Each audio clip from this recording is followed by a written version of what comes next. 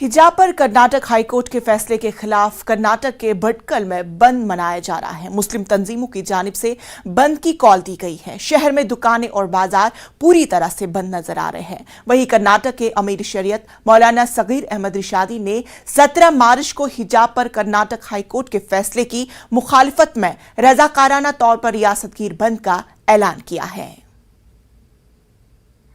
हिजाब के सिलसिले में हाई कोर्ट के अफसोसनाक फैसले पर नाराज़गी का इजहार करते हुए तमाम उलमा, तंजीमें, मिली फलाही इदारे, ख़वातीन तंजीमें, ज़िम्मेदारान मसाजिद, अमायदीन मिल्लत और उकला की तरफ से कल बरोज़ जुमेरात 17 मार्च 2022 पूरी रियासत कर्नाटक में मुकम्मल एक दिन के पुरअमन बंद का ऐलान हम करते हैं।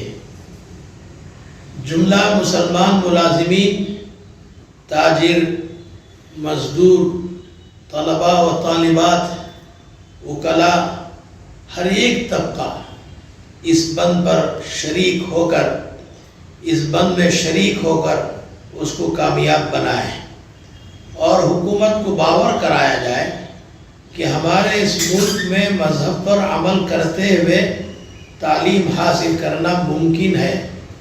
इंसाफ पसंद बिरादरान वतन से भी इसमें शामिल होने की हम गुजारिश करते हैं। नौजवानों से खुसूसन गुजारिश है कि ज़बरदस्ती दुकानें बंद कराने या नारेबाजी और जुलूस वगैरह से मुकम्मल इज्तिनाब करें।